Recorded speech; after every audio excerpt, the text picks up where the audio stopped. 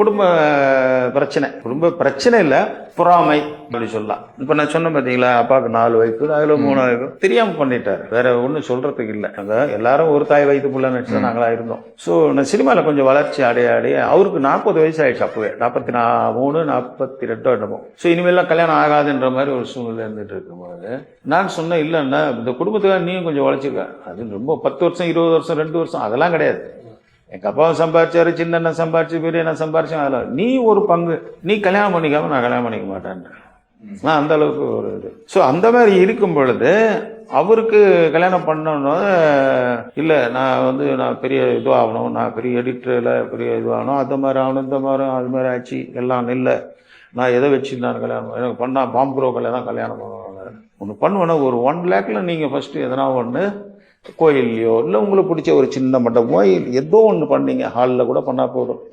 பண்ணிட்டு மிச்சம் 4 லட்ச ரூபா எடுத்து பிஸ்னஸ் நீங்கள் ஒரு அப்போல்லாம் ரொம்ப கம்மி தானே.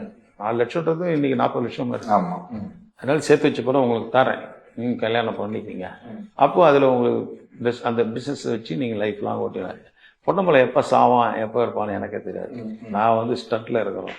அதனால எனக்கு கூட நீங்கள் மேனேஜர் மாதிரி இருந்தீங்க அப்படின்னு. அது இல்லை பண்ணா நான் பாங்குறோம். ஃபர்ஸ்ட் அடி லைஃப்ல எனக்கு அதுதான். அதுக்கப்புறம் போச்சு காசு. அதுக்கப்புறம் அடுத்தபடியாக இன்கம் டேக்ஸில் என்னை மாட்டி விட்டாரு. எனக்கு ஒரு கஷ்டம் வந்தது. இன்சூரன்ஸ் அடமானம் வச்சு ஒரு 60,000 ரூபா கேட்கலான்னு இருந்தேன். அது ஒரு 3 லட்சமோ 2 லட்சமோ இன்சூரன்ஸ். அதை வச்சு அடமானம் வச்சு வாங்கலாம். நான் அதை எடுத்து போய் போட்டு என் ஒய்ஃப் கிட்ட கையெழுத்து வாங்கிட்டு எடுத்து போய் கொடுக்குறேன். அங்கே என்ன சார், இது ஆள் மாறி சார், கையெழுத்து போட இவங்க இல்லை, முத்துக்குமார சுவாமி அவர் தான் கையெழுத்து போடணும் நிமா அப்படின்னாங்க. எனக்கு அது ஒரு இதாகிடுச்சு. இப்படி ஒரு சில தவறுகள் போயிட்டு இருந்து சினிமா கம்பெனியில் நம்பர் ஆஃப் டேஸ் கொஞ்சம் இது பண்ணது. அதுக்கப்புறம் ஒரு நாள் வீட்டாண்ட பள்ளம் தோண்டிந்தார். எவனோ எதையோ சொன்னதை கேட்டுட்டு சூனியம் வைக்கிறேன் அது வைக்கிறேன்னு சொல்லிட்டு கீழே இருதயராஜின்ட்டு ஒரு பையன் நம்ம கூட தான் ஒர்க் பண்ணியிருந்தாரு. பட் அவர் கிறிஸ்டின், அவருக்கு இது நம்பிக்கைலாம் கிடையாது.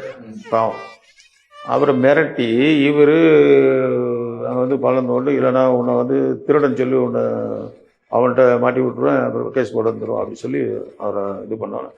அவர் பாவம் அவர் என்ன பண்ணுவார், அவர் குழந்தை குட்டி இல்லை சார் நான் பண்ண மாட்டேன் இதை சொல்லியிருக்காரு. சும்மா வாடா, நீ சும்மா நானே வச்சு நோடி இருக்க முடியும், நீ தானே சின்ன குத்து அப்படின்னு வீடு கார்னரில் குத்தி பொம்மை கம்மை அது எலுமிச்சப்பழம் இன்னொன்று சுற்றி மந்திரம் பண்ணுறாரு. நான் எதார்த்தமாக ஒரு 1:30 மணிக்கு இந்த தேட்டரில் சினிமா பார்த்துட்டு போகும்போது எல்லாம் தலன்னு போவோம். திடீர்னு ஏந்துப்பேன். நான் ஏந்துட்டேன் எடுத்து வெளியே வந்தேன். வெளியே பால்கனி நின்று பார்க்குறேன், இவன் 2 பேரும் வர முடியாது.